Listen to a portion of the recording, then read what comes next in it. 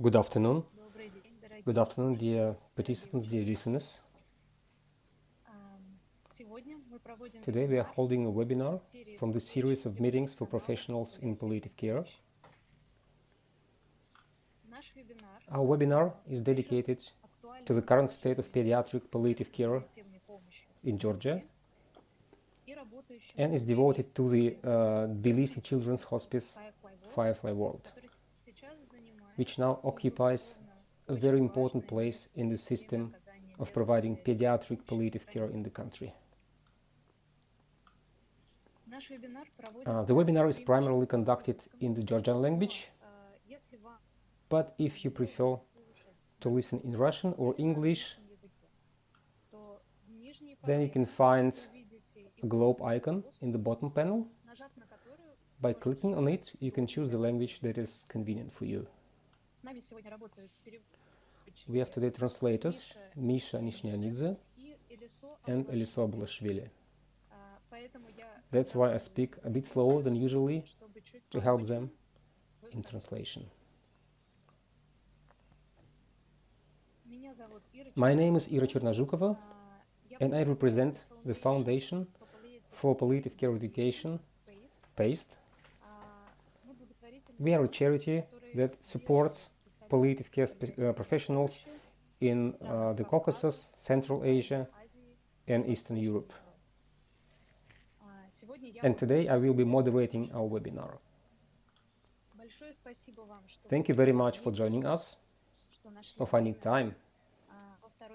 In the second part of the webinar, you will definitely have the opportunity to communicate with our speakers, address questions to them. To do this, please use the raise hand function. It is also available in the bottom panel, in the reactions tab. You can raise the hand there. We will see the signal and we'll switch on your mic. Also, during the presentations of our speakers, you will definitely have questions, and in order not to forget them, you can write them in the chat of our webinar. We will definitely turn to these questions from the chat when our speakers finish their presentations, and we'll address those questions to them. Now please allow me to introduce our esteemed lecturers. Nino Kiknadze, founder of the Children's Hospice FireFly World. Irakli Vetsko, director of the hospice. Rodami Gogokhia, coordinator of the hospice. Manana Metreveli, hospice doctor. Manana Kometiani, senior nurse. Tamar Kiknadze, coordinator of home care services of the hospice. Natalia Gogitashvili, psychologist of the Children's Hospice. And Luka Mgeladze, physical therapist in the hospice. I also want to remind you once again that all the participants will for sure have the opportunity to communicate with our speakers at the end of the presentation. And I remind you that you can also write questions in the chat. I want to thank once again everyone who is present today here. I really hope that our meeting will be mutually beneficial. The recording of the webinar and all the materials will be disseminated to all who registered to the webinar. Also, I want to draw your attention that we have a Telegram chat, PASTE, for palliative care professionals from different countries. We regularly maintain it and we publish there all the announcements of our events. We also publish there interesting materials from the world of palliative care and a monthly digest of palliative care news. If you would like to join this Telegram chat, then right now in the chat of our webinar, you will see a link to the Google form. This form is very short. We need it so that we can introduce you to colleagues and add you to the chat. Please fill it in, even right during our webinar. And we will contact you for sure and add you to the chat a bit later. So I pass the floor to Irakli Vetsko, director of the Children's Hospice FireFly World. Irakli, the floor is yours. Hello, everybody, my dear colleagues, my dear listeners. My name is Irakli Vetsko, and today I'm working as the director of the Children's Hospice. First of all, I would like to thank the organization PACE for organizing this webinar to present the FireFly World to the broader audience. And we have participants from other countries as well. And we will tell you all about how this hospice was founded, how it came until today.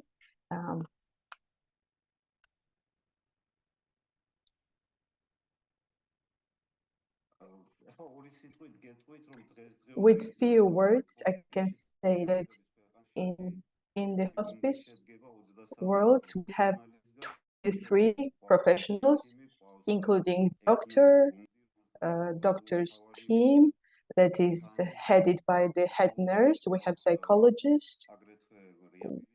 We have a physical therapist, coordinator, and I also work in our hospice. The whole group of the Children's Hospice, FireFly World, they underwent training in different countries, in Romania, Czechia, and Netherlands. And during the training, they were able to visit the other hospices and to get familiar with the specifics of the work of the hospices in other countries. And only after this training, they started working in our hospice.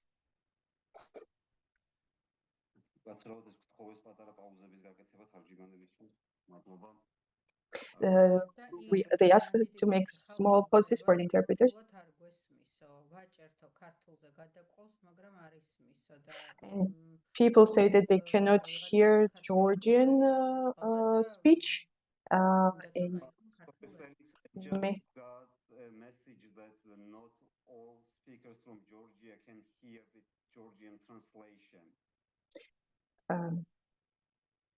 Is it a technical? No, not just Georgian translation. Your original speech is. You need. It's heard in only English. You need to see in the down of Zoom. You will see the planet. You need to put in the planet and change the language to Georgian. It's possible. Sorry for technical problems. The button is called interpretation. You can choose original audio, English, or Georgian. Russian, English, Georgian. Julian, enas, მაგრამ მაინც არის მისო, ქართულად. They changed the language with this button, but they still cannot hear the Georgian speech. Attendees, panelists, the attendees are esmis. Okay, Felix, so attendees cannot hear. Attendees cannot hear. The panelists can, but attendees cannot. So maybe we ask attendees to try to switch a couple times between original audio and Georgian and see if it works.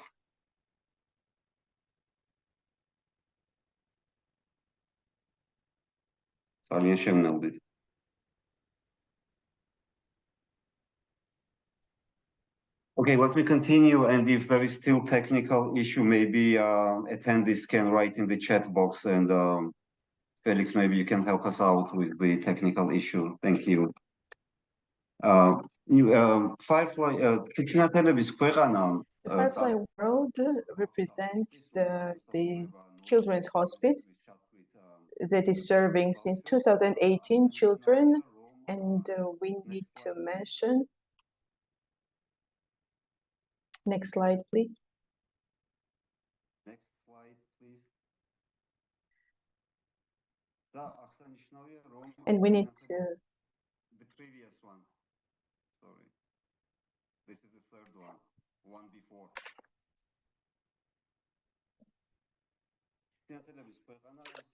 FireFly World is providing services free of charge, 100%. All the services of FireFly World. We work in three main directions. It is inpatient. We have 7 inpatient rooms, day center, and home care, home service. The details about all these services, our specialists will talk and introduce to you, and you will have an opportunity to ask them questions at the end of the presentation.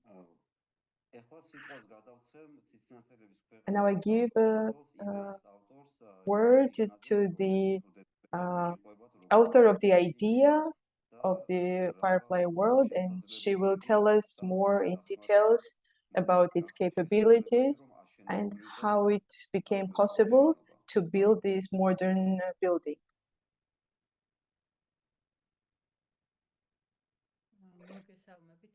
Hello, everybody. I hope you can hear me. Thank you for this opportunity, and I would like to thank PASTE who organized this for the training that I have been in Britain to see the first hospice movement, and I attended this meeting, and I hope that this will continue in the future. As to the FireFly World and its idea, I am a lawyer by profession, and before I started working in the direction of palliative care, I didn't have any education or information about this topic. Just like a majority of the world population, I didn't even know what was palliative care. I worked for 15 years in Open Society Foundation for 15 years in the direction of human rights and health care. And by chance, I got interested. I was introduced to this palliative topic in the direction of human rights. And I want to proudly say that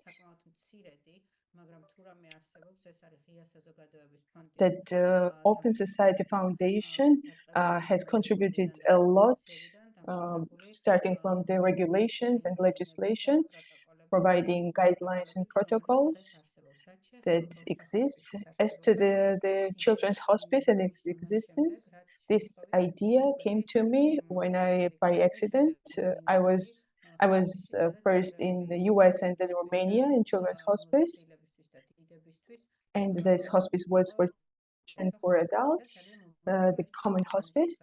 And I just got the idea to create something similar in my country. And the Office of Open Society New York branch,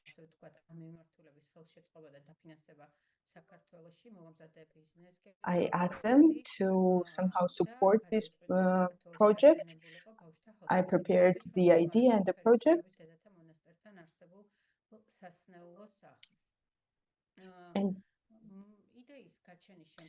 the idea, once the idea was born, the first we did was cooperation with the state to give us a place for this building.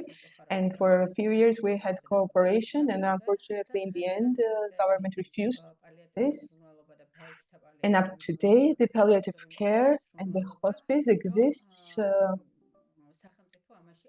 without state participation. The building of hospice started in 2016, In about 7 months, we were able to collect more than 1 million gel. And this was possible by business, by individuals, by international organizations. It was the account was transparent, and everybody could see the transactions. And we have the documents of international audit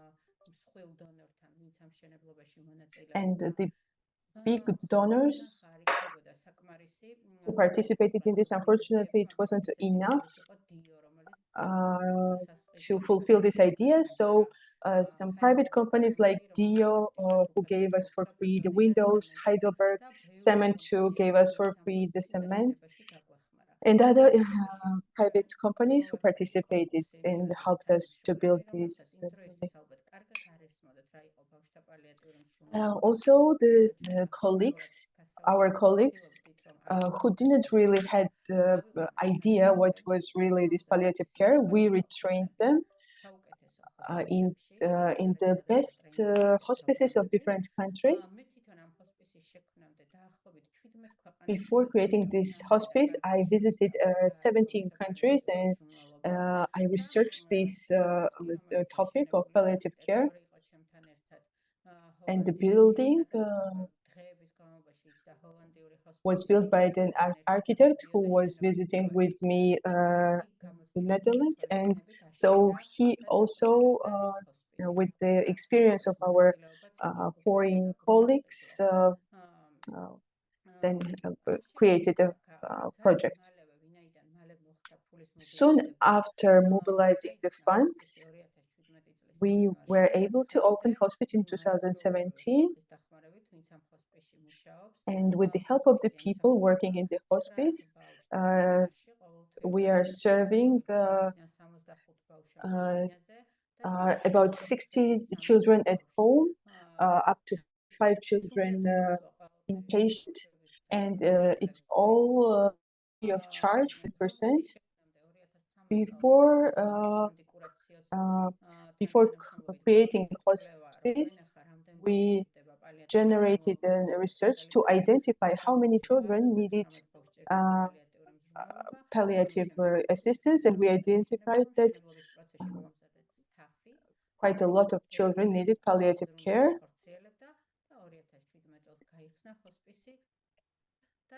In 2017, the hospice was opened and it operates up to today.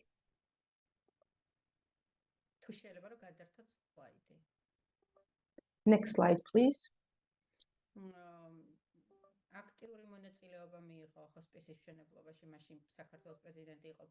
The president back then, Gogitashvili, had an active participation in the building of hospice. Also, singers, Metreveli, they were organizing concerts and then donating this money for the construction of hospice. And the car that you see on this picture, the government of Germany gave it to us. It was bought by the 2 individuals who were assisting us from their personal accounts. The land that the hospice was built, medical clinic AVEX bought it and donated it to us, the parcel of land, because we weren't able to reach agreement with the government so that they could give it to us. So a lot of people, a lot of physical or organizations participated in building the hospice. We have a sensor room, and my colleague will talk about it in details. To us. And my colleague will continue talking about this detail. For me as an individual, it's to help children and to provide any kind of service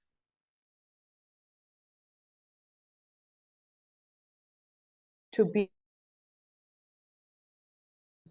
all like that, and there will always be people who will stand by our side, because these children should not be staying in the hospitals, where in some of the hospitals, especially in oncological hospitals, there are very bad conditions. And in the developed countries, it's a good practice, the hospices. And our main strength is our team that work there, and who work there not only for salary. It's not only a job for them. It's for them is honor, responsibility, and love towards these children who they're working with. It's very important for us that your organization retrains these people permanently in order to be able to provide high quality service for our children.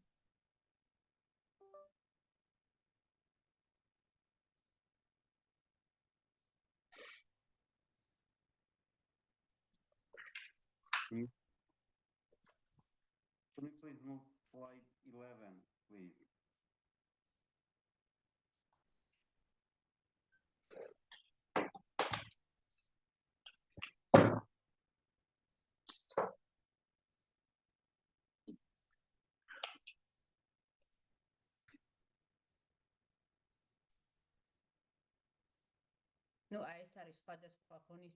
These are different events that Hospice that was organized by different people for the Hospice. Even the British children helped us. One of the persons had his 15th birthday.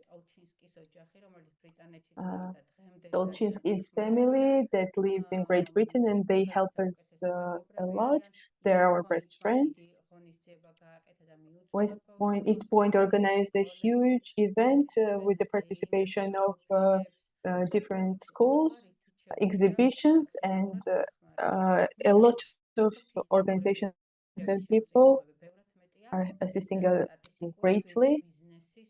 And I would like to mention that physical people donations is higher than of the businesses. Next slide, please.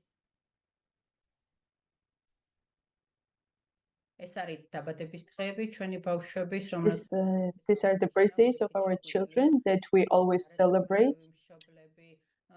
We have great parents, heroes, and parents are members and they're assisting us.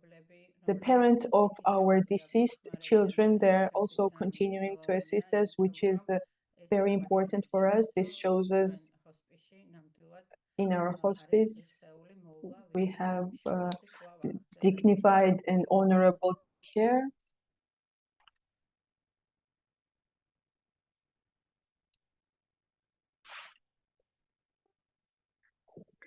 Next one, please.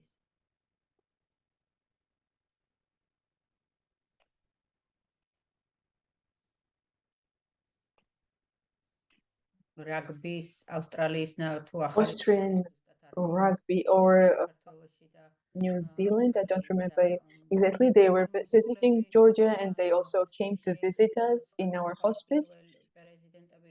Different presidents, when they were coming to visit the First Lady, they would always come and visit hospice.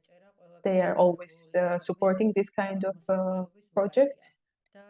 And it's the obligation of every citizen, and it's not something new for them. Next one, please.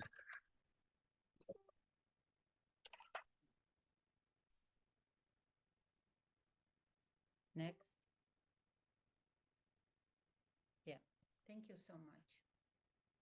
If you have any questions, I'm ready.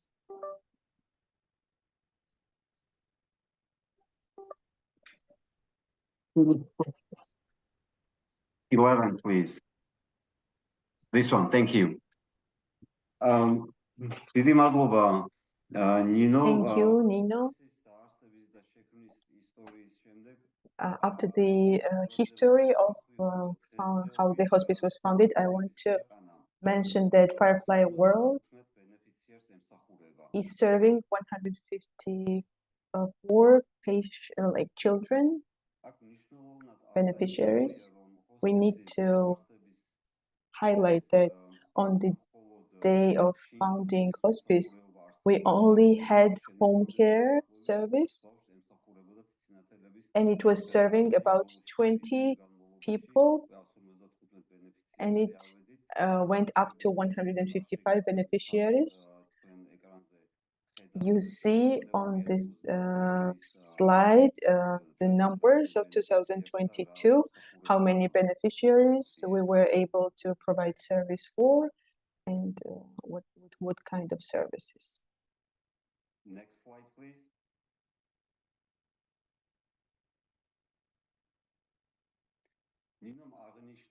Nino mentioned that a lot of physical people, companies are helping hospice, and I want to talk about it in more details.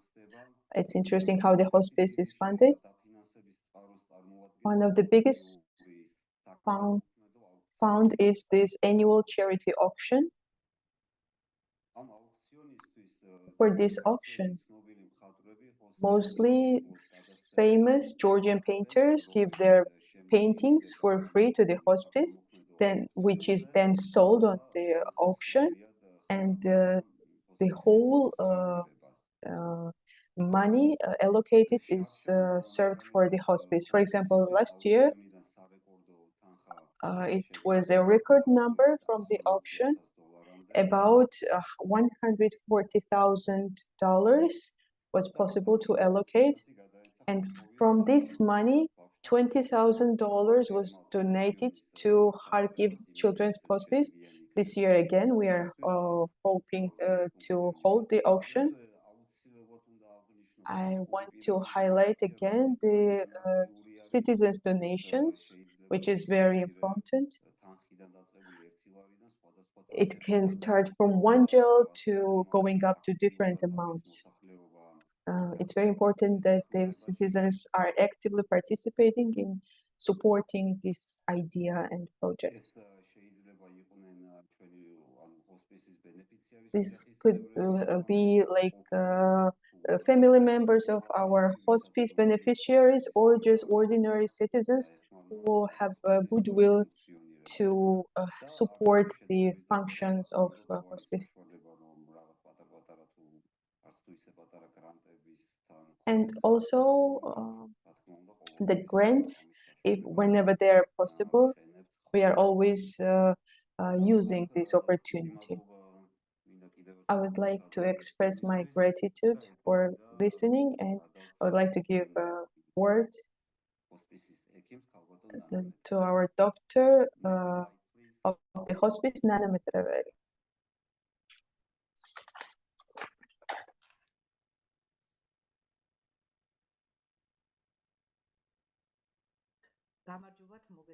Hello, everybody. It's very nice to meet you, and especially to talk about this topic with you, because, for example, I don't have often opportunity to participate in this kind of discussions. I mostly work silently with the children, and it will be great if the awareness grows about this topic. I want to tell you what is hospice for me. The inpatient part of hospice, from the day of opening, from the first day it's operating, and in Georgian we have this word like safe haven. This personnel who works there is like safe haven for patients. This is the number one, what should be in the hospice.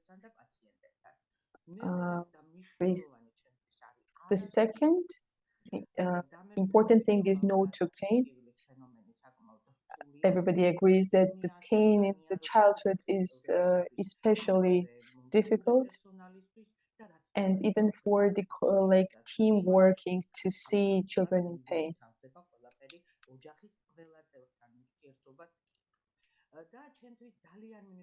And it was very important when in 2015 when I had series of interviews before I started working as a doctor, and when they asked me, I remember very well what was hospice for me and the children, I always answered that I had interaction with these children before, and these are my children from another world, free from stigma. My children from the third world. So what is hospice? This is creating a family environment for the children and for the parents, for the children who have terminal diseases, also for the terminal patients. And we are serving children from 0 to 18 years.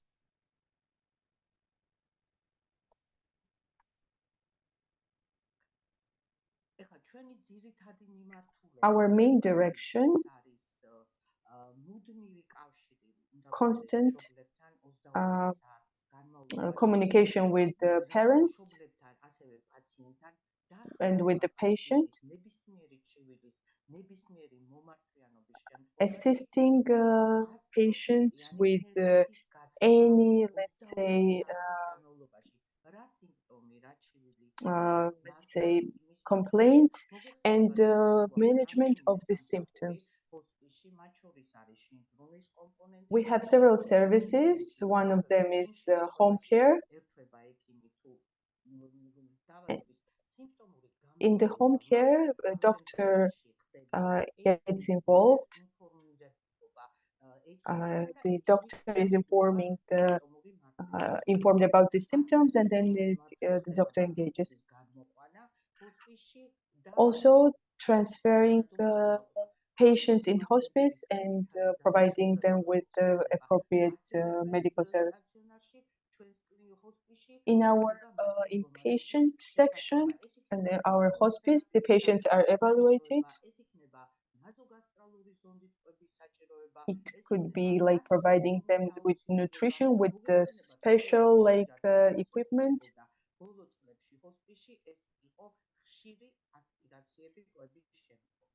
And the most common cases that we had in the last years was some complications after nutrition.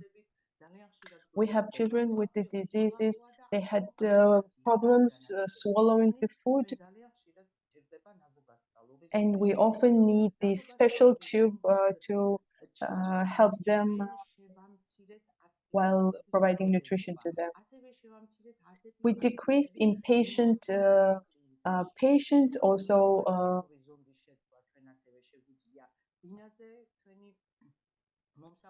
we can also provide home care for this kind of service. And we often have cases of anorexia, malnutrition, and a lot of our patients had to be given this special equipment for providing nutrition for them. And we managed to mitigate this problem and the malnutrition of children. And now the patients have fewer patients have problems with gastrointestinal.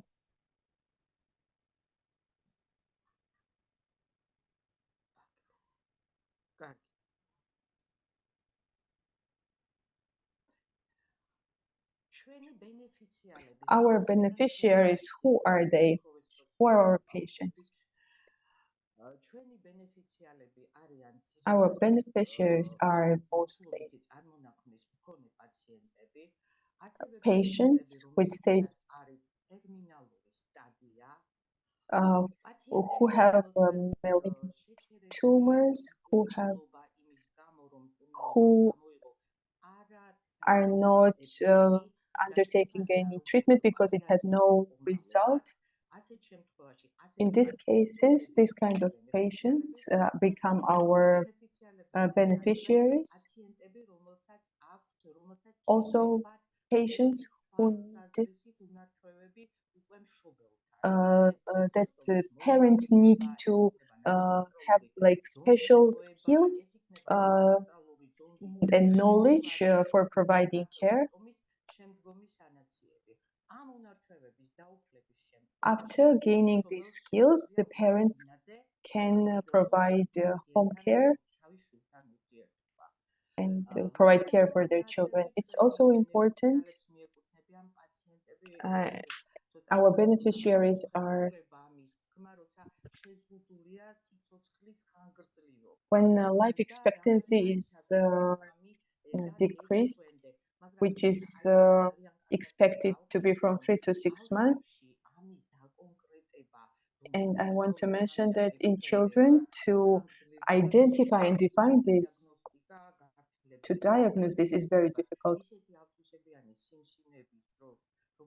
Even during the malignant tumors, it's very difficult to identify whether it will be 3 months or several years. It's very difficult. In children, it's often the case that they might be able to live longer than diagnosed. And it is the case with different diseases. Our beneficiaries are also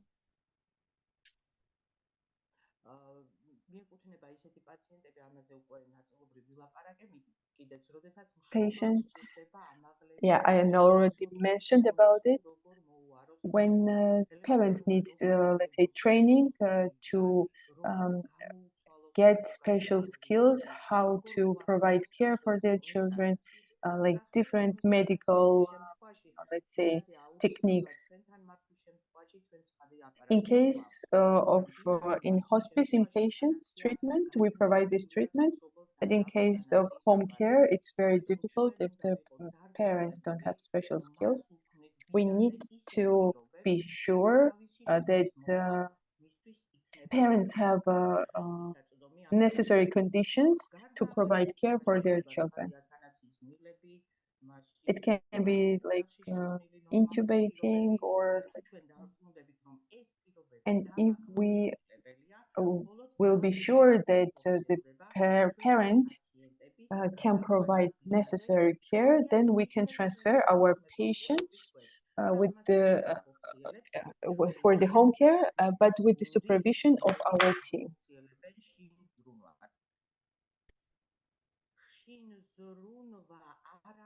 Home care is not limited based on how much the patient needs. They might need like supervision twice a week or more frequently. Our coordinator, our head nurse identifies it, and with the agreement with the team, because our main principle of operation is a teamwork. It's not all. It's never the case that I do something or I decide something. We are working together to care about our beautiful patients.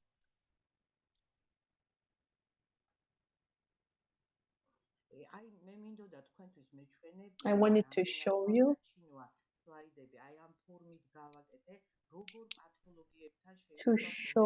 different pathologies. The most important for me is this tumor pathologies. And during these cases, we have a plateau phase, and then it goes to sudden deterioration. The patient might become very severe, that it might be very difficult to predict this outcome. This deterioration of the health is very sudden, and maybe even the sudden death can occur. The second one is the chronic disease. It's very visually well seen on this slide. It is always progressive towards deterioration. It has its periodical exacerbations, but with the good clinical evaluation,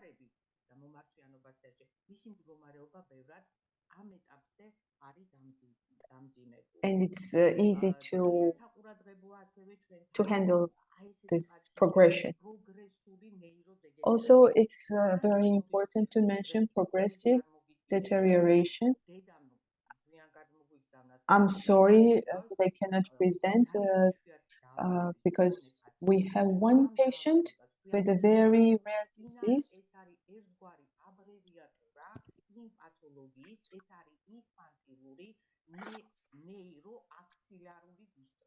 It's infantile neurological dysplasia. And that's exactly what is characteristic to this disease, progressive deterioration.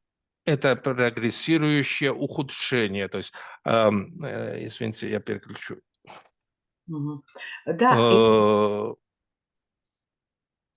იცით მნიშვნელოვანი ამ შემთხვევაში რა არის? It's very important in this case. Sorry. თუ შეიძლება რომ თქვენი ხმა. I think I lost my interpretation tool. I also lost my interpretation tool. Sorry, just a moment.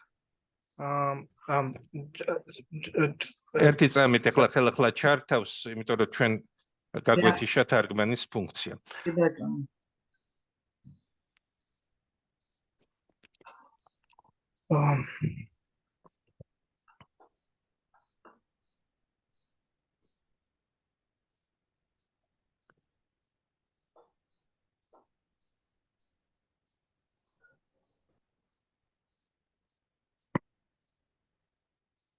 See now it's work or not. და ყველაზე მნიშვნელოვანი ამ შემთხვევაში რაც ხდება ეს ასეთი დაავადებით საქართველოში არის სულ ორი პაციენტი. We have only 2 patients with this disease.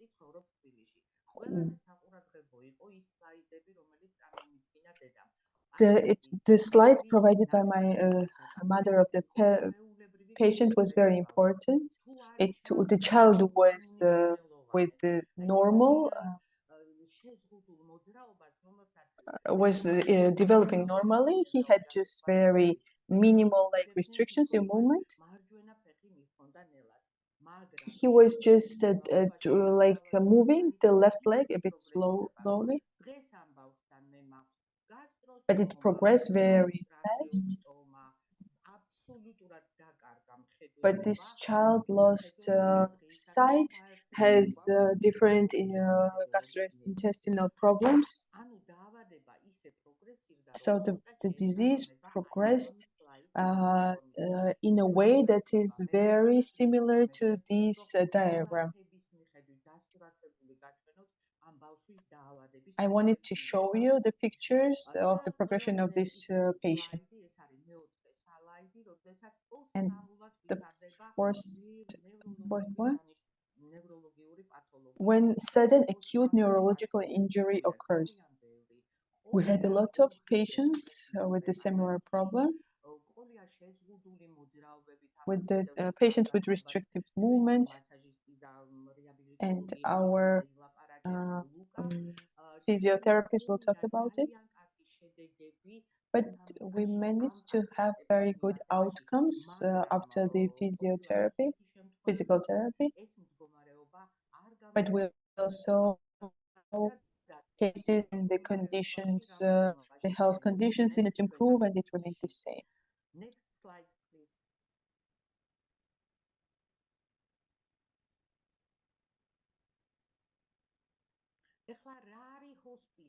What is hospice? For patients. For patients, hospice is symptomatic management when they have respiratory infections, intestinal infections, we just manage symptoms. The second one is social assistance, and the third one, which they like, is using the daycare center. The center for parents is the safe haven that I mentioned. When a parent needs time for their personal space, to use this time, and they are given this time by our day center. And what is for parents? It's involvement, support, being informed, elevating informational vacuum between us and the parents. It's important to have communication, creation of a free space for the family of our beneficiaries, for their grandparents. We had cases when the family members were able to come, visit, celebrate birthdays, and we managed to create one big family environment. And also 3 hours for parents, and it's very important, I mentioned it already, for the parents, at least 1 day a week, even twice a week. Next slide, please.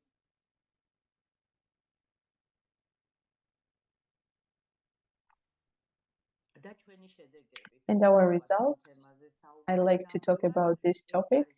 These are 80% decrease with the work of few years.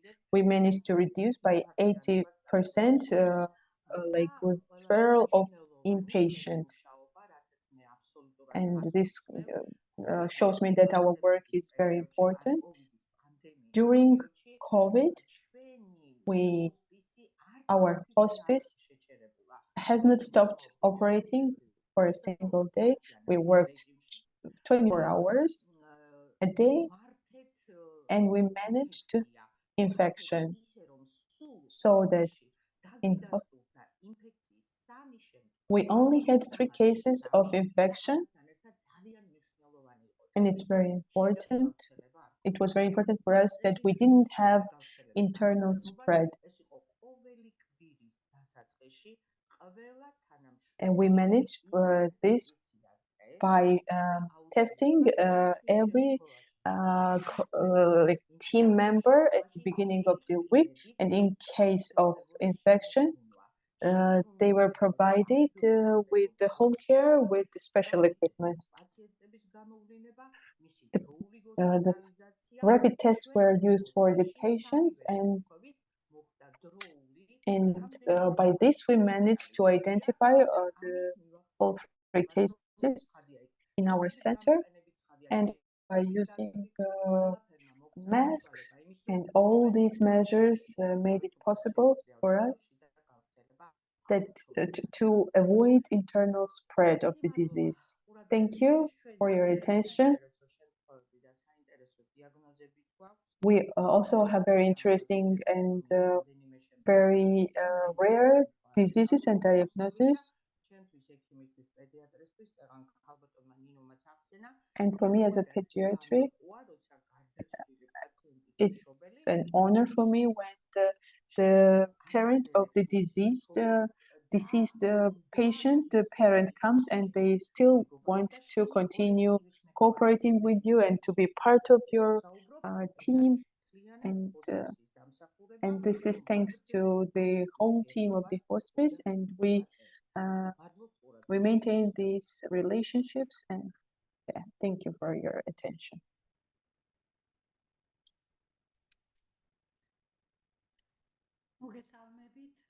Hello, I am the head nurse of Hospice, Manana Kometiani. I will try to talk shortly. about the services that Children's Hospice offers to the children and their parents. The team providing services of the hospice is the highly skilled secondary medical personnel, including nurses and nursing assistants.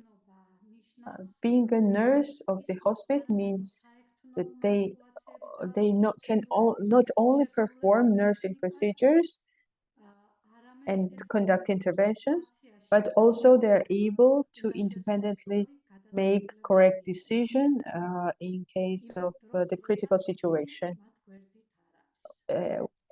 when the doctor is not next to them. Next slide, please.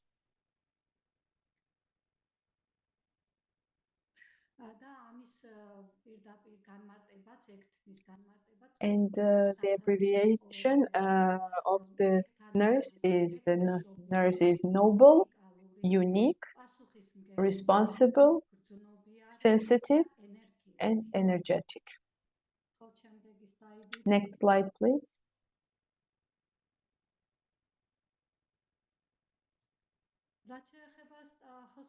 As to the hospice inpatient admission criteria, Ms. Manana talked about it briefly, and we have 4 criteria that is necessary for children to be. So the first criteria is end-of-life care needs, deterioration of health, which means necessitating pain management and symptomatic therapy. The third one is parental support, which we also call social and leisure activities, and also educational program. This is for parents. This program is in order for them to acquire caregiving skills. Next slide, please.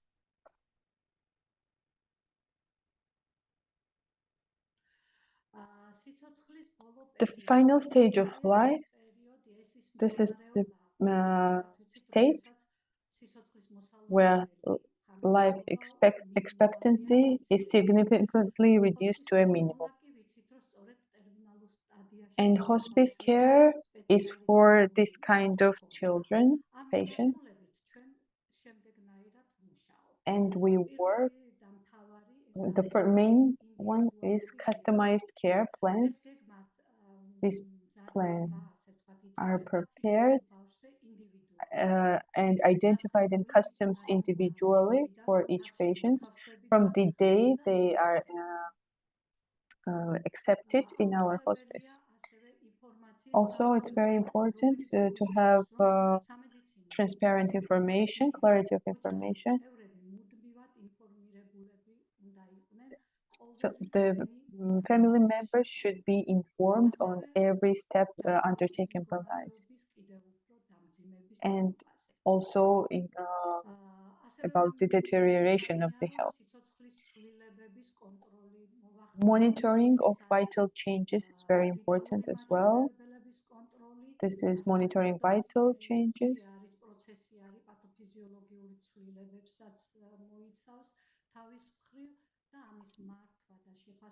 And management of this process and evaluation is one of the key factors by us.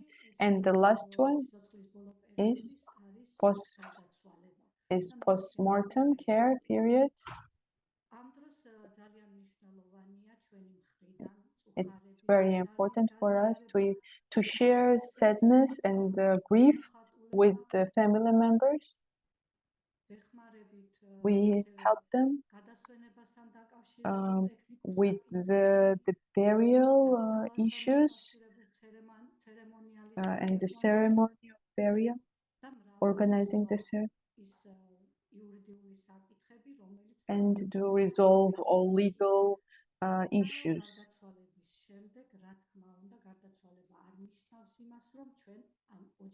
And of course, death does not mean that we stop contact with this family. we continue with them contact in the future as well. Next slide, please.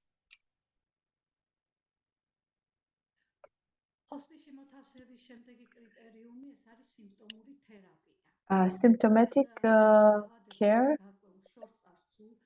is one of the criteria for providing care in the hospice.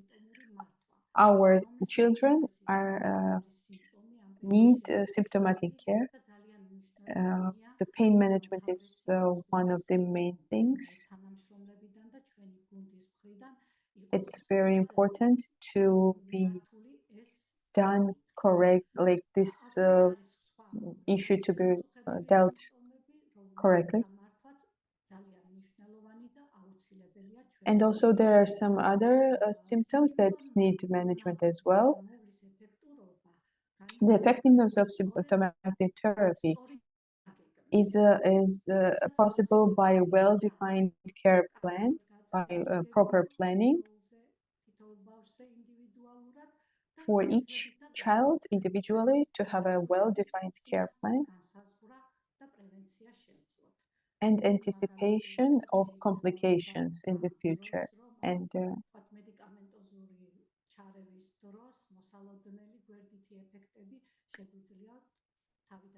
to avoid, let's say, possible complications in case of, let's say, using different medications. Next slide, please.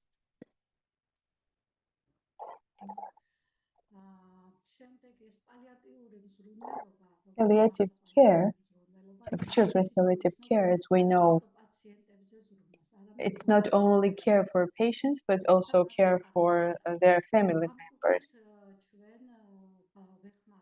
We are supporting, Children's Hospice is supporting parents. So they are entitled to 24 days per year, and they can use these days according to their discretion. And we take the full responsibility for the patients during this period. Next slide, please.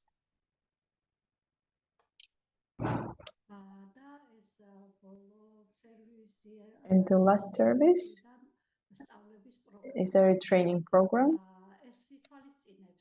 This entails educating parents and family members and equipping them with the necessary caregiving skills. This is one of the most important rings of hospice operation, and it's very important for the parents of the children with palliative needs who were faced with the problem and they were completely unprepared. This happens often when after prolonged hospitalization, then they have to take their family members home, and they are not aware of providing care for their children and family members.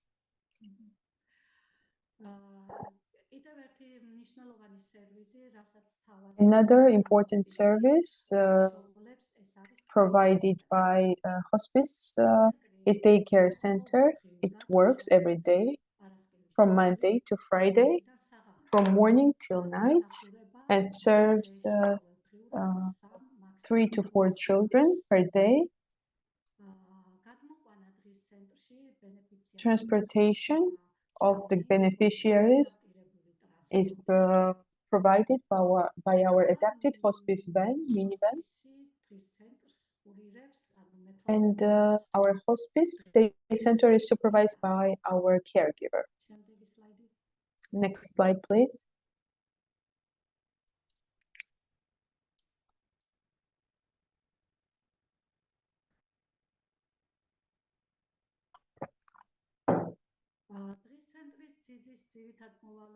Daycare center caregiver main responsibilities are creating personalized daily playlist for each child.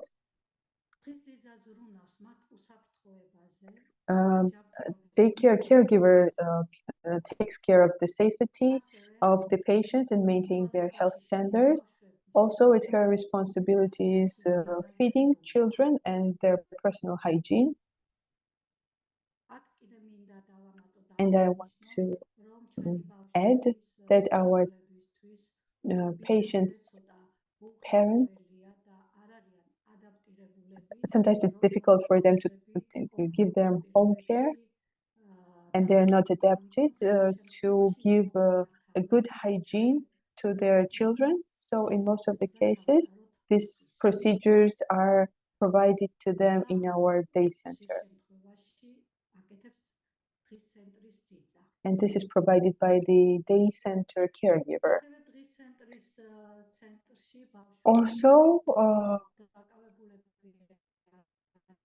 patients and children in day center are engaged in different activities. These can be diverse activities, therapies, music therapy, play therapy. We have a doctor also involved in this process, aromatherapy.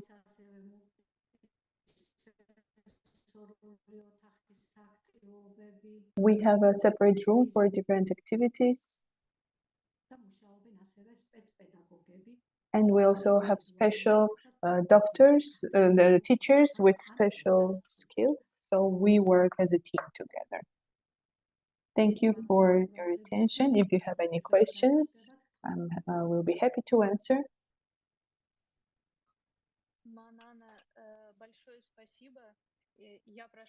Thank you very much, Manana. I apologize.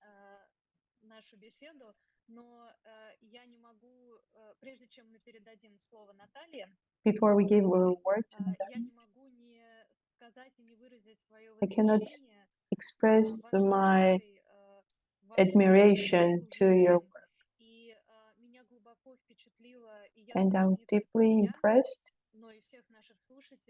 and I'm sure all our listeners, the story, how you managed to manage the diseases during the COVID of the patients.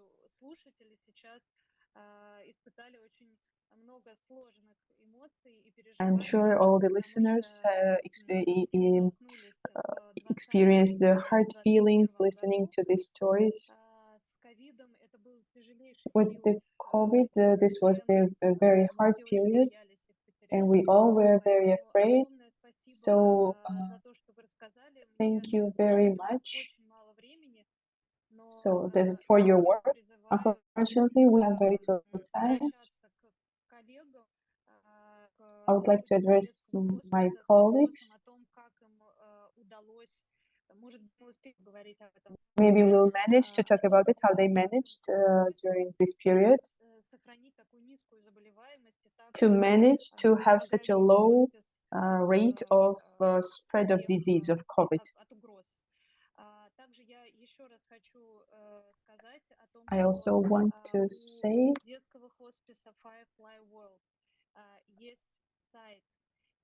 the Children's Hospice FireFly World has their webpage. Please visit it, subscribe to it, and if you have opportunity, you can donate money.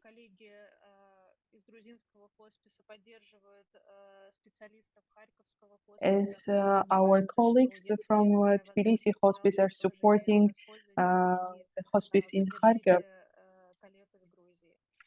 we can also support our Georgian colleagues. I will give Natalia, пожалуйста, подключайтесь. Please.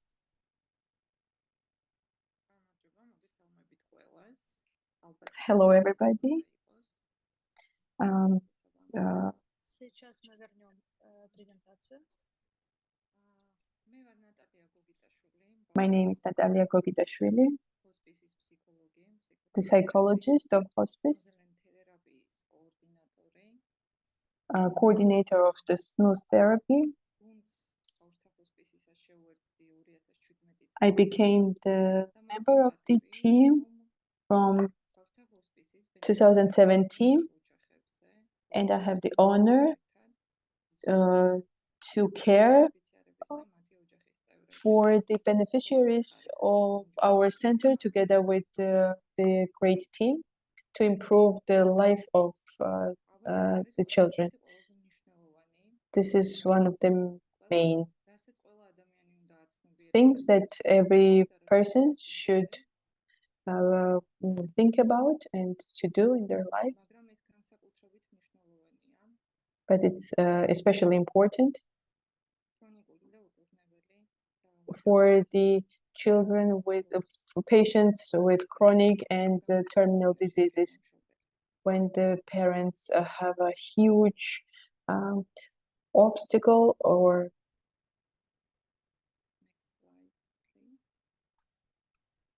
challenge.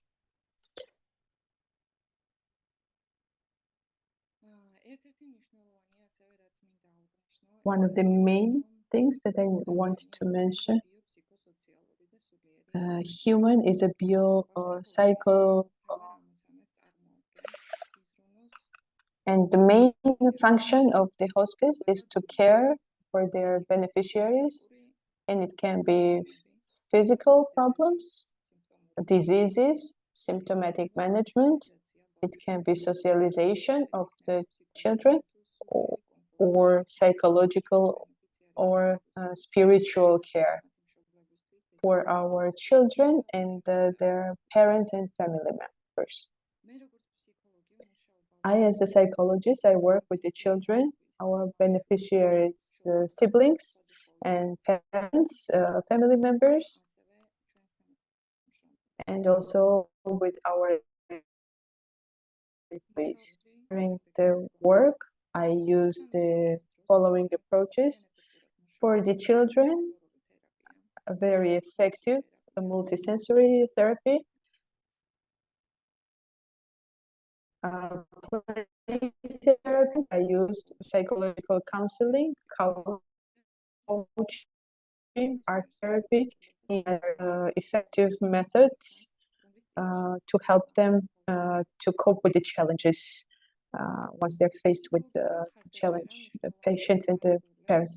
Psychological assistance plays an important role in the lives of children and their parents to somehow accept the challenge that they had to face, to manage these challenges, to learn self-care, to regain their forces, and the most important thing, to help the child in their development and create a healthy environment. I want to present few cases where you will see different stages of development, the missions, the challenges that our beneficiaries had to face. It doesn't matter what is the challenge of our beneficiary or child. It's always possible to care for the well-being of the children, to help them to be pain-free. It's the greatest gift to create a happy environment where they can feel joy. The first beneficiary case is Totne, 12 years age. His diagnosis is microcephaly, tetraplegia, and global development delay. His diagnosis means that Totne cannot walk, Totne cannot move, cannot talk, and has the problems in the while thinking, and he cannot self-care. He is not able to self-care, and he has the problem to see the reality. His development is equivalent to 1-year child. Unfortunately, it's impossible to show you the video that depicts sadness emotions, how happy he feels in our magical room, in our multi-sensor room. So also I want to mention the resources of Tony. He can move the right hand, he can express his emotions vividly, and he has a very good hearing.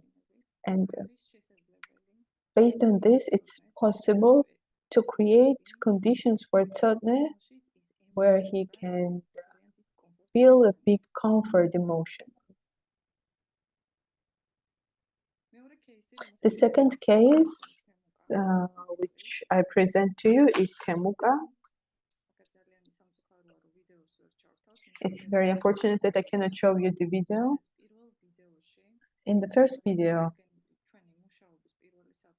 is shown the first stage of our work, and the second video shows the second stage of our work. Temuka had the abnormal growth in the brain. He had the surgery. Came to us. He was able to use the left hand and the left leg. He was able to contact, and he was 100% dependent on the planchette. Without the gadget, he was not able to eat, and all day, child was watching the tablet, and he was not engaging contact with us. When we were trying to communicate with him, he was starting to shout.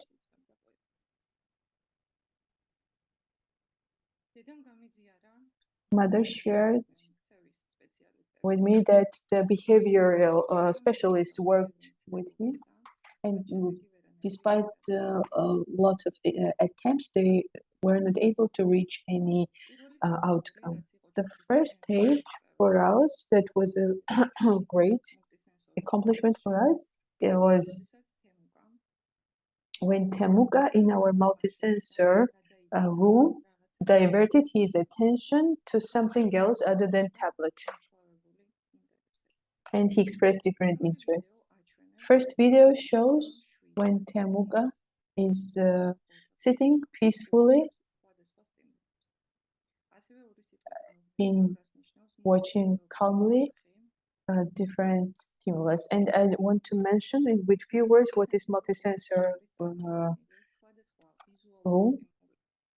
We have different visual stimuli in the room: kinesthetic, audio, and visual. Each usage of each sensor activates a specific part of the brain, and by activating different parts of the brain, supports then executing planned activities.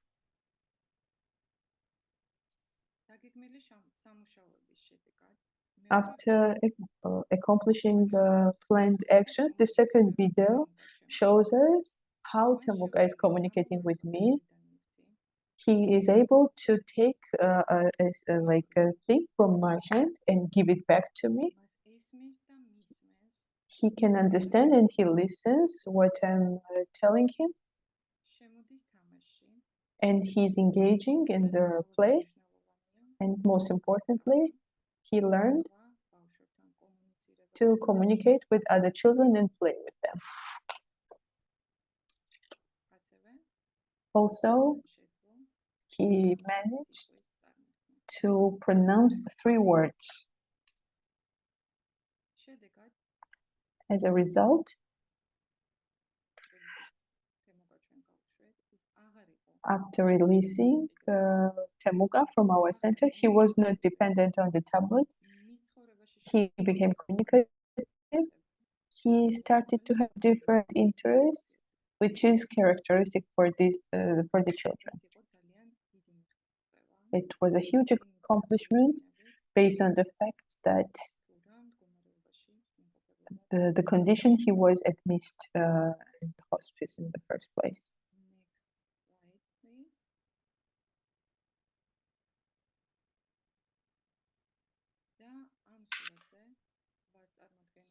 In the picture, you see our manager, hospice manager, our beneficiary, Salome,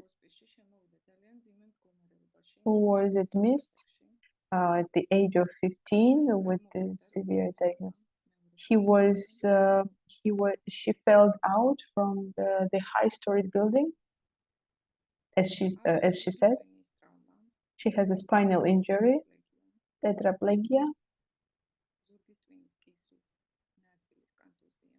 and the contusion of the cervical bone.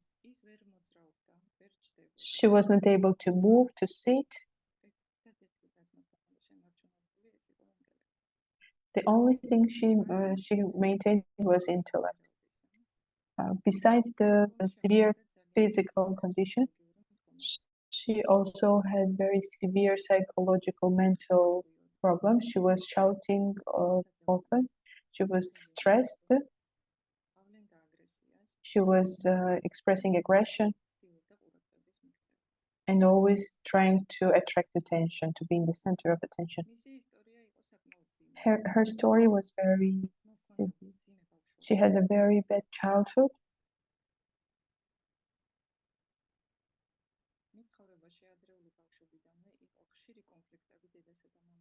From early childhood, she had to witness conflict between the parents. Father drank very often. Mother left home. And Salome always tried to be like a middleman between mother and father. And it was very hard for her, the separation of her parents.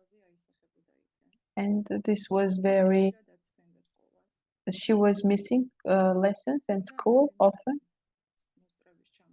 She was delayed in academic studies, and he had conflicts. And more than once, she tried to run away from home. And in the end, she managed to, after coming to hospice, and the main thing in hospice is the teamwork. And every member is engaged in this process, in the teamwork. Pediatrician has an important role. Caregiver, each person who is communicating with the beneficiary. Our team managed to suggest for Salome, offer the environment where, first of all, she felt safe and managed to feel safe and at peace. After psychotherapeutic work, Salome managed to realize her role in her life, managed to have a healthy relationship with their parents, and managed to focus on her development and herself, and started to restore the studying online. She now lives in France with mother and siblings. Is it actively engaged in this educational process and has future plans. In case of questions, I will be happy to answer. Thank you for your attention.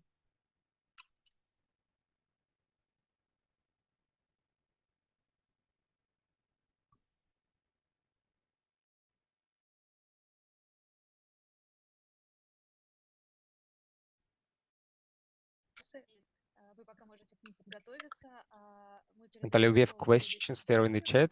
Meanwhile, you can read them, and we give the floor to the next speaker. To the next speaker, and we will come back to you at the end of the webinar.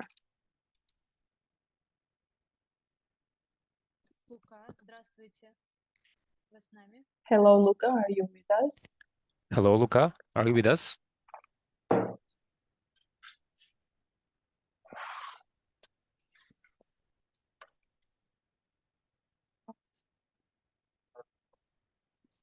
So to save the time, maybe we move on to the last section and then come back to Luka's presentation, please, if it's possible.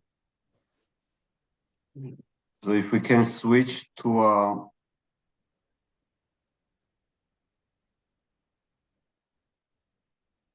Tamar Kiknadze's slide, please. What slide you need? Sorry. It's Tamar Kiknadze. It's after Luka's presentation, after case 3 of Luka's presentation.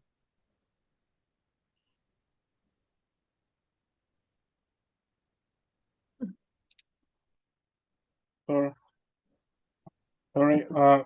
Wait. Here? I don't know why I don't have. Skip 2 more slides, 3 more slides, please. Oh, okay, sorry. This one. Manana. Yes, here. მე დაგიბრუნდებით თამარის მაგივრად მე ჩავატარებ. I will talk about this presentation. Tamar wasn't able to attend, and we apologize for that, but I will talk about her portion. I will introduce I will talk about one more service of our hospice, which is home care service. Home care is important, integral part of children's palliative care. Home care visits, which is part of home care, is done from 2015.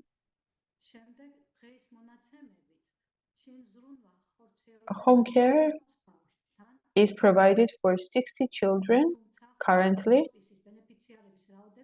although the number of hospice beneficiaries is much bigger, and the number is defined, and the number is small because we only have this service for Tbilisi beneficiaries. Working group of home care service are nurses, our nurses that provide service to the children at home, and only in case of necessity the doctor also engages in this process. I want to mention that the first visit is done together as a team, and the team includes doctor, a nurse, head nurse, or the home care service coordinator. In the rest of the cases, only the nurse continues the visits daily. Next slide, please.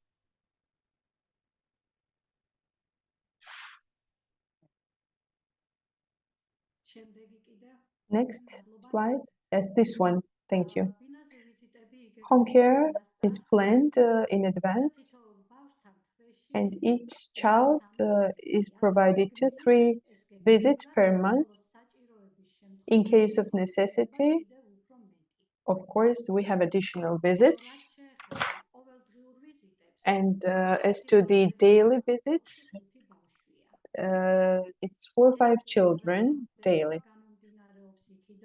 And the number is defined is that we have to stay from 30 to 60 minutes per patient. So physically, it is impossible to service more children. Next slide, please.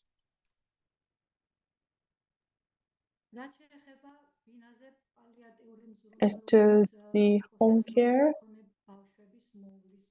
for the children with palliative needs, the main purpose is enhancing the quality of life,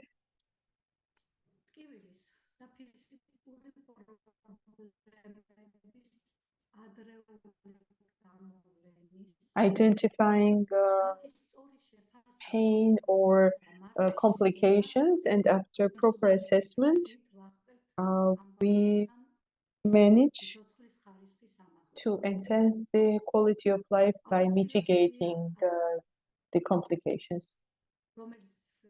It's very important as well. We need to evaluate, have a proper, correct diagnosis.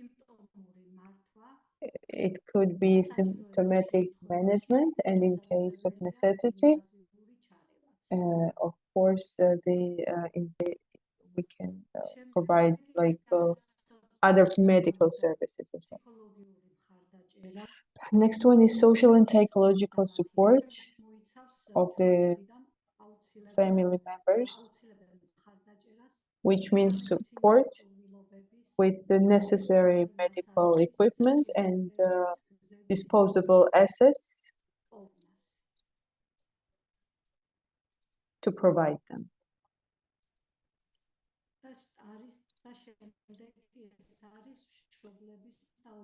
And the last one is enhancing the caregiving skills of the parent and family members, which continues during the home care,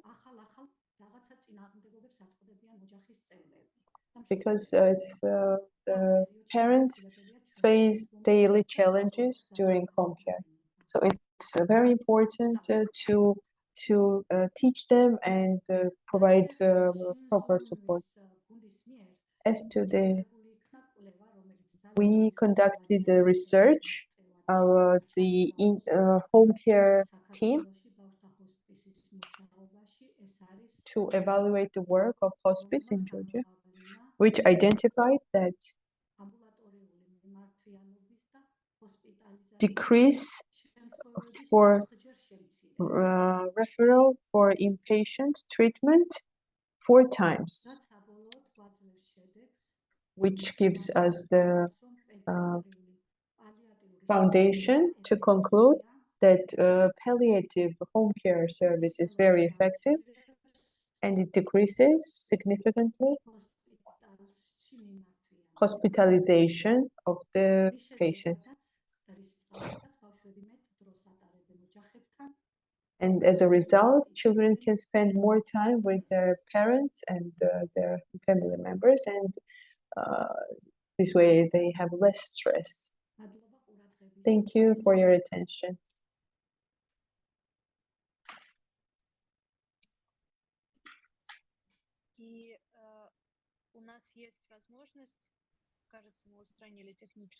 And now we have an opportunity. It seems like technically all is fine now.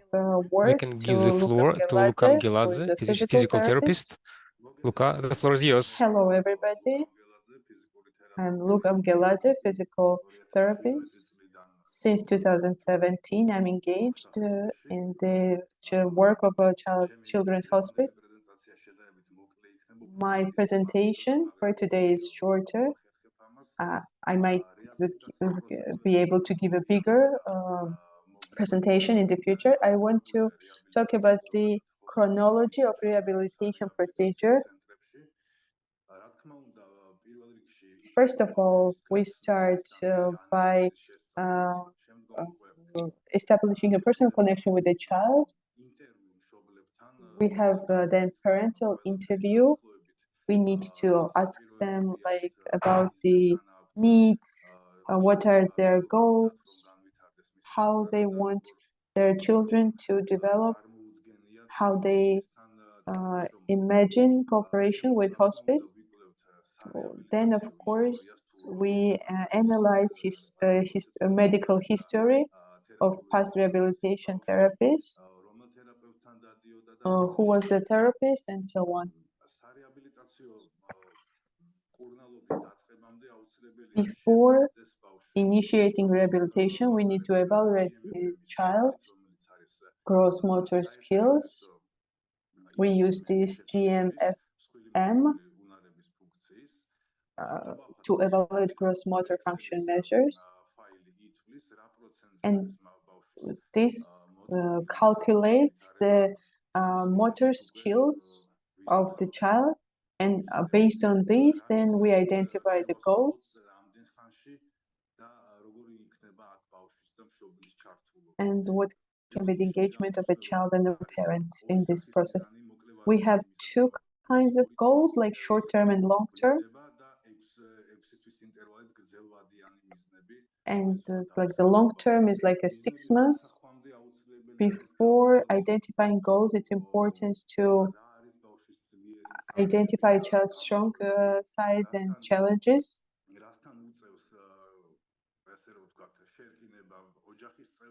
What are the challenges for the parents? What maybe the rehabilitation is not effective, so the whole team together evaluates and decides on the method of rehabilitation. As to the engagement of the parent, rehabilitation procedure that starts in the hospice and then continues home. Based on this, physical therapists give recommendations to the parents, so what exercises and tasks they need to accomplish at home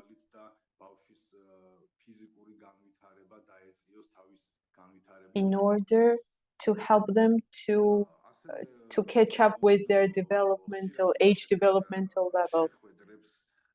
We often have meetings, like team members, in order to discuss the cases of patients.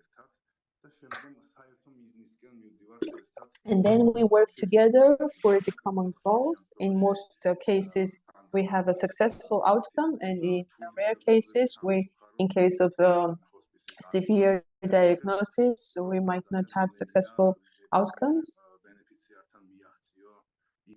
It's not always possible, and it's difficult to accomplish goals with every beneficiary.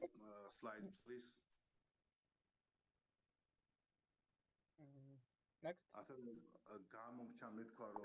I forgot to mention, every 2 months we reevaluate the condition of the child.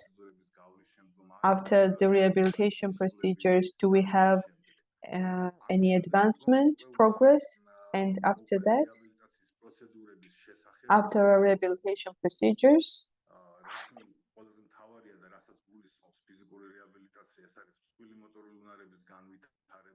developing the gross motor skills.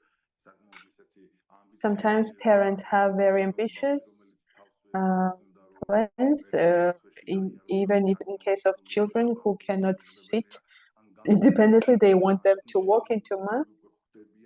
And after giving them necessary information, then the parents also understand that the reality, let's say, and the possibilities. Then we plan the exercises, therapy, and it starts with the head control, sitting, standing, walking, and so on. Also, with cooperation with doctor, in case of respiratory problems, we also the doctor decides on postural drainage to let's say respiratory therapy with postural drainage,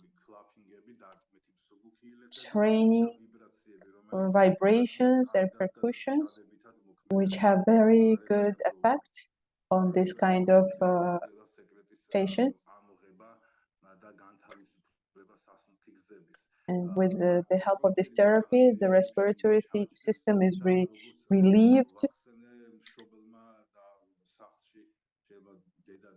As I mentioned, it's very important to engage family members. It can be parents, grandparents. We send them videos, how to do certain activities.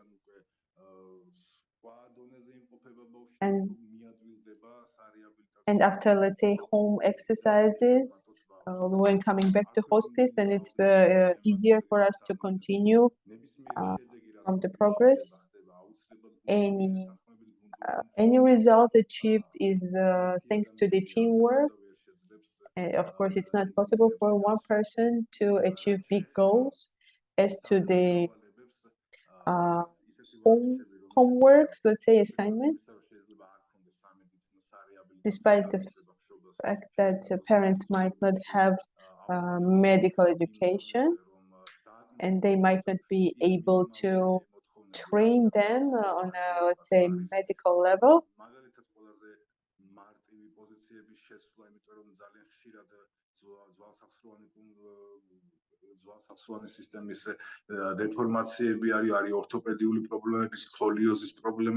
We have often, let's say, scoliosis problems, other physical problems, which means that child should change like lying or sitting poses often, so that the pressure is not on the spine.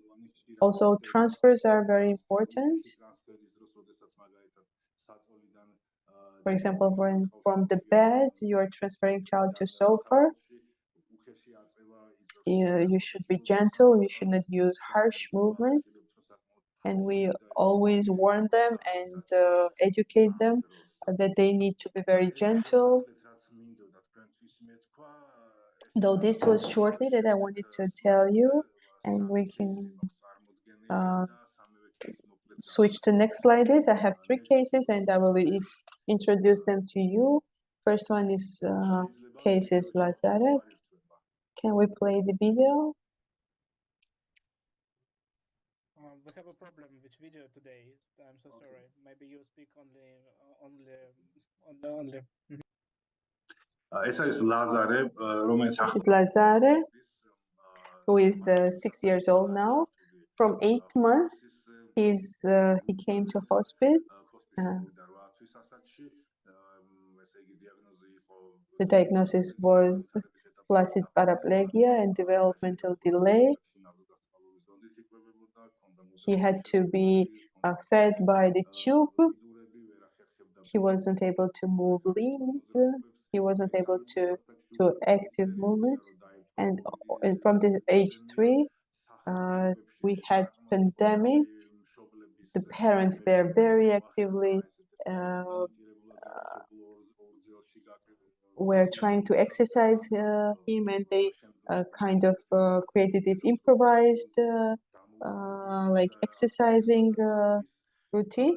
And now he is able to run like the 4 years, as you see.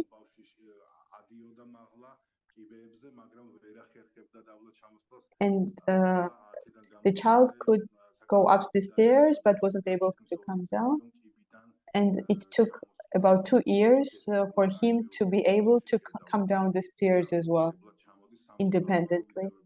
It's very unfortunate we cannot show you the videos. It would be very visually easier for you to perceive. Next slide. This is Mari. The diagnosis is brain tumor.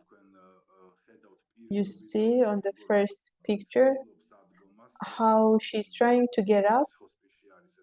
This picture is the video is taken in the hospice.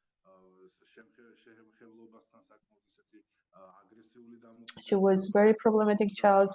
She had problems in case of physical touch, but the whole team managed so that she was in love with the hospice, with the personnel, and now she's able to dance after 1 year. That mother just sent us to us a few months ago how she's dancing with the relative and doing very active movements without restrictions. She can go to school and she is able to continue normal life, to live the normal life. Next slide. Tato, case 3. He came to us in 2020. He acquired brain injury while riding the bicycle. A car hit him. In the first video, we can see that he needs assistance to move. In 2021, we had big advancements. He wasn't able to walk with a fast pace, but we managed that much that in 2022 he's able to ride the bicycle again. He loves bicycle despite this sad case, and this bicycle was given to him in the hospice, and he uses this to walk around and play outside. These are the 3 cases, successful cases. How our team, together with the discussions and cooperation, we managed to have successful outcomes. And we have not only sad stories, but happy stories as well. And thank you for these opportunities to give us the whole team to do this kind of things and to share with you our work. Thank you for your attention. I will be happy to answer your questions.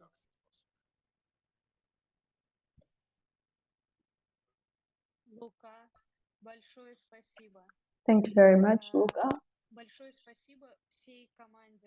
Thank you very much to the whole team of Hospice.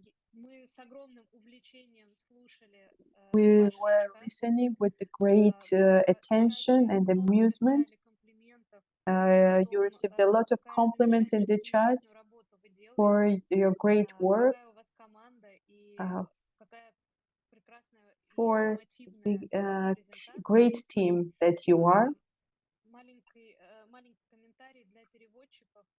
Small comments for the interpreters.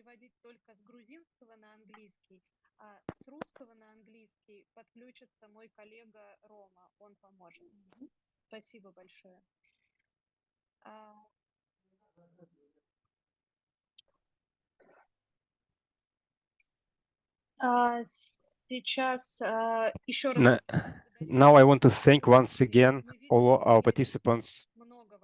We see that there are many questions.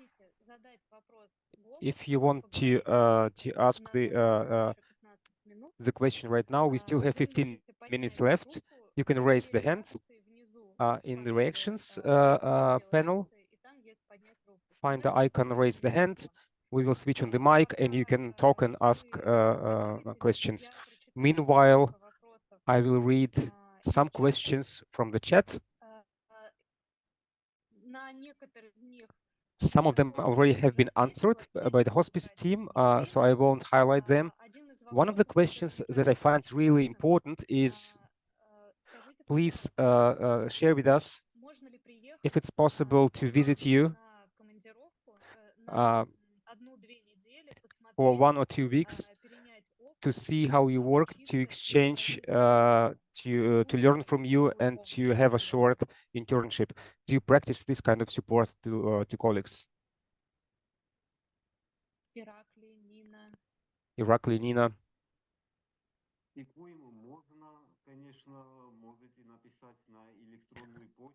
Of course, you can email me I will publish my email in the chat right now. Please contact me. But we will have to, of course, to arrange it in advance, like time and schedule, so that this possibility would be like to make it all more informative and effective. Here is my email address. Please contact me, and we can negotiate. Thank you, Irakli. I will repeat once again that all the materials from this webinar, we know that there are some difficulties today with the translation, so we will make a video recording, and all the materials, all the contacts, we will definitely share with all the participants, with everyone who was registered to the webinar. We will share with you also the email address of Irakli, so you can contact him and arrange the visit. There was also a question to Natalia. The question was where she acquired skills of palliative care and what are opportunities and options in Georgia to learn palliative care for psychologists or for social workers. Наталья, Михаил, можете продолжать перевод? Будьте добры. С русского на грузинский. Спасибо. Все, спасибо большое. Да, Наталья. მე როგორც სამედიცინო ფსიქოლოგიის მაგისტრმა I have as a medical psychologist, I studied this direction while studying at the university. As today, multisensory therapy, we studied it as a part of trainings for the hospice.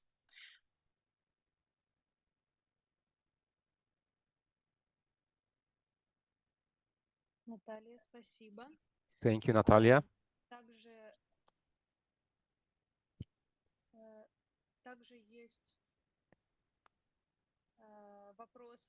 Also, there is a question that was repeated once again. Can you specify in what regions of Georgia is children's palliative care available? And if it is available, then to what extent, to what volume? Please tell more about this.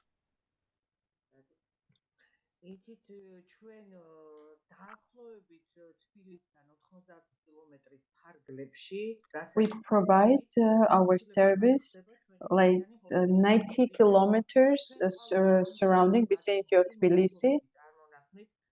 We had several patients with diagnosed, for example, in Italy. He underwent chemotherapy in Italy. And after chemotherapy was evaluated as ineffective, he was sent to our center for the palliative therapy. He was living in Rustavi, and we provided service to this patient as well. So in the vicinity of Tbilisi, 90 kilometers surrounding, we can provide and continue hospice care.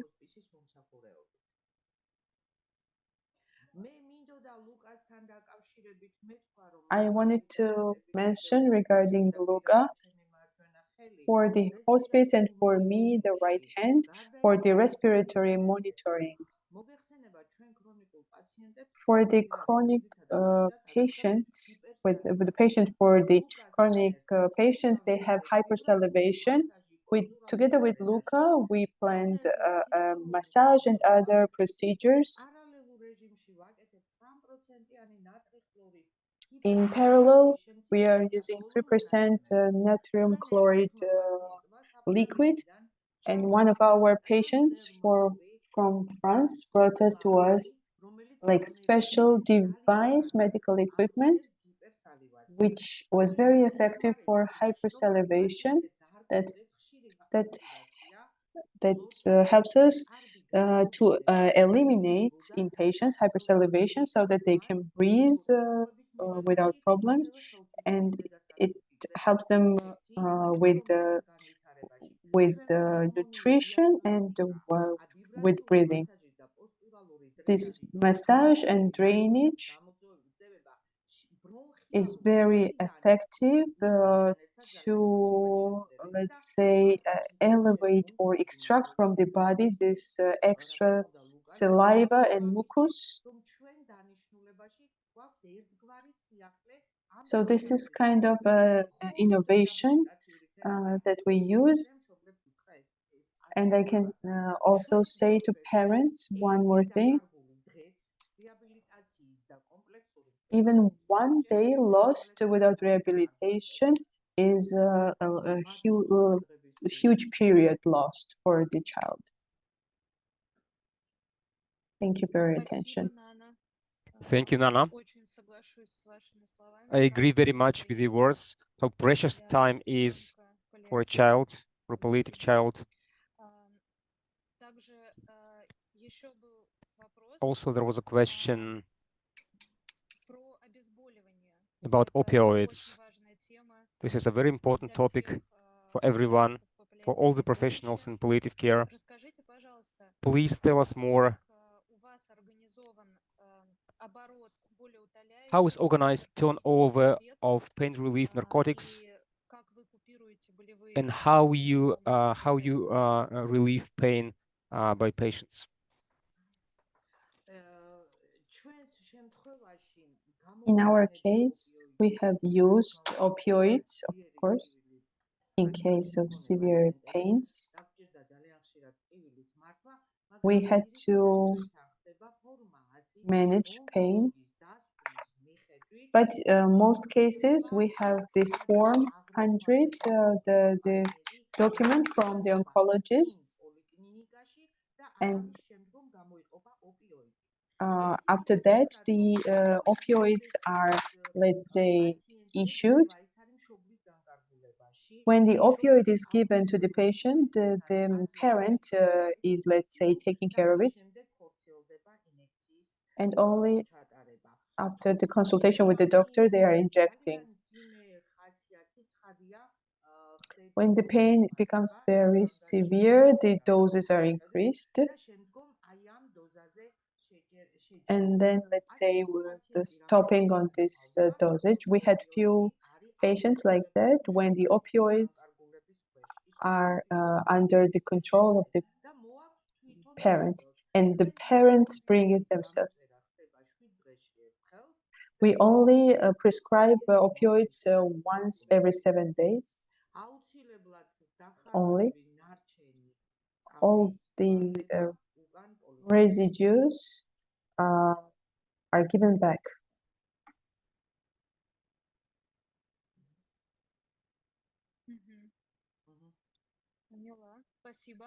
I get it. Thank you. And the question about scopolamine, if it is registered in Georgia or not.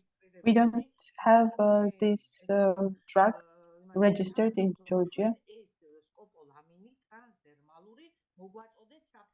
So this was brought to us from France. We had few cases, we used it.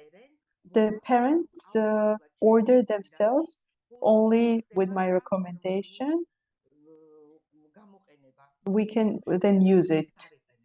The parents themselves don't use it. We teach them how it can be used, and also it needs the monitoring because it's a very strong drug, and we had good results. We had one case that Luka showed you, like on the first slide. I have the picture. He is in the first grade, and his salivation decreased significantly. And continuing the question, if you use atropine instead of scopolamine or not? We don't do that. We don't use any form. only in case of hypersalivation, like transdermal injection. We know the side effect of these drug compared to transdermal scapulamine. This is what we can say about this. And I already mentioned about the respiratory with the drainage and massage. Luka can show you how he does that. It's like a complex treatment.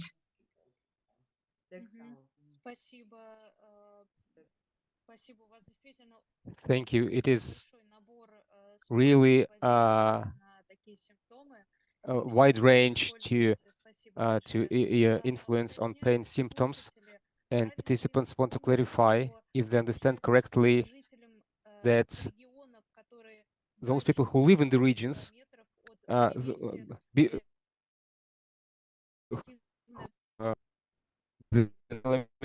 from don't actually care. The patient was, and together with oncological, it's evaluated that the patient is, in case of these patients, we can provide service. And other patients, let's say with the cerebral problems, we cannot provide the service to. If this patient is beyond 90%, we cannot provide this service to them.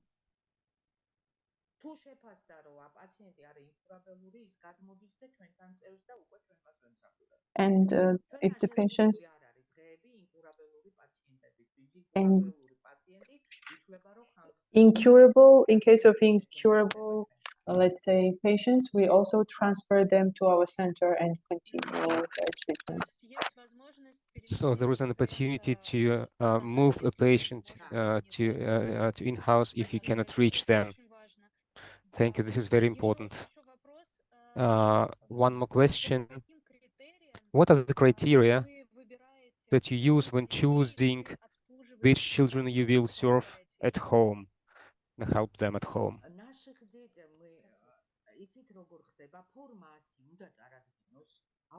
They have to provide Form 100.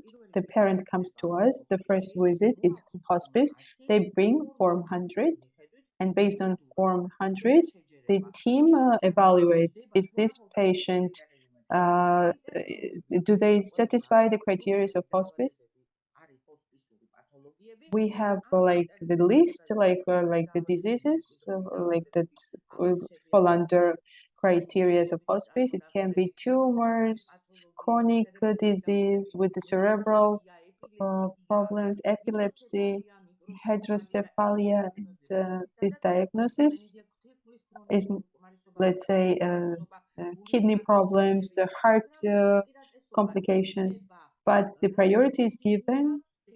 What is the, let's say, what is expectations of parents? If the patient needs like special cares and the parent needs to learn these special skills to care for the children, in this case as well, we'll bring the transfer the child to our center to teach the parent how to provide care for them.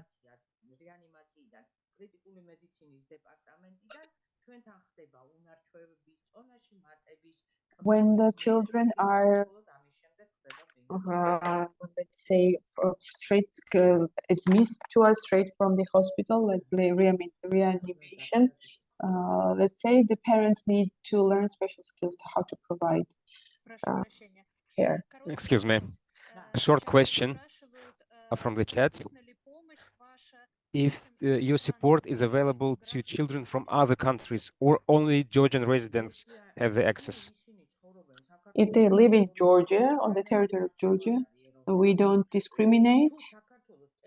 If they live on the territory of Georgia and our team evaluated that the child needs hospice care, then we will admit them in our center.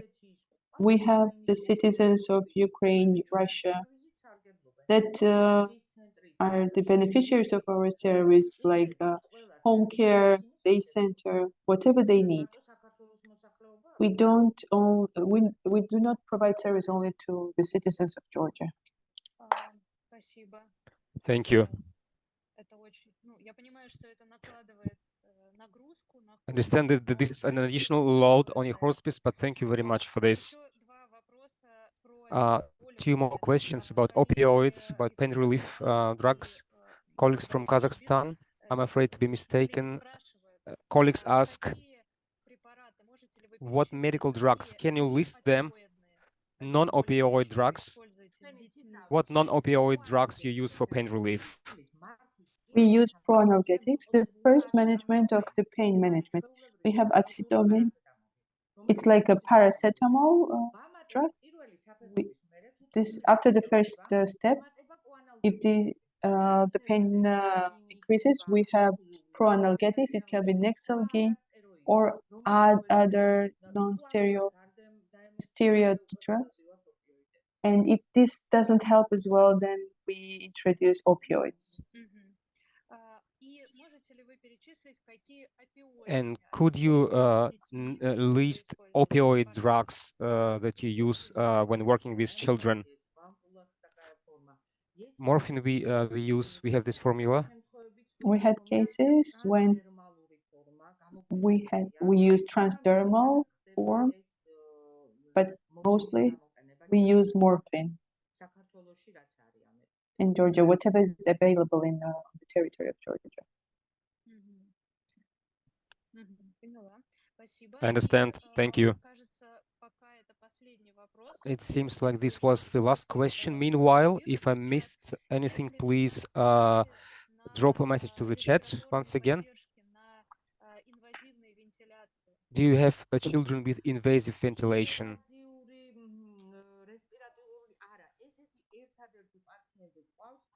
We have only one patient that needs the artificial hyperventilation. And we have this patient on the home care. We don't have this kind of inpatient. We have a special equipment and we can provide this service, but at this moment we don't have such a patient in the center, only for the home care.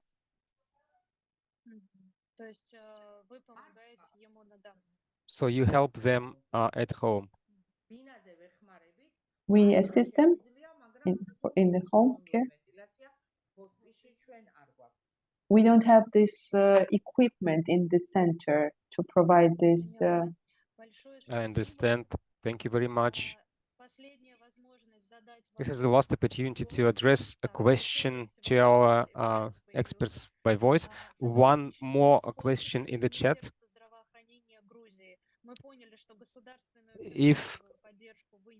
If you cooperate on ministry, the health ministry of Georgia cooperates with you, we understand that you don't receive state support, but probably there is another way to cooperate, to receive support. We don't have any assistance from the Ministry of Health.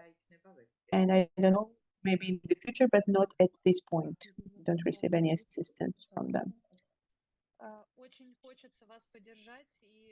I would like to support you very much, and I hope that this cooperation will be established. The experience of other countries shows that this helps a lot, this cooperation, and this is critically important, and we will hope that you'll do it. If we don't have any more questions in the chat and no one dared to ask a question by voice from our participants, then I express my huge gratitude to the big team of Children's Hospice FireFly World. Today you showed us, each of you many times mentioned that you have always a teamwork, and you demonstrated it once again by being here.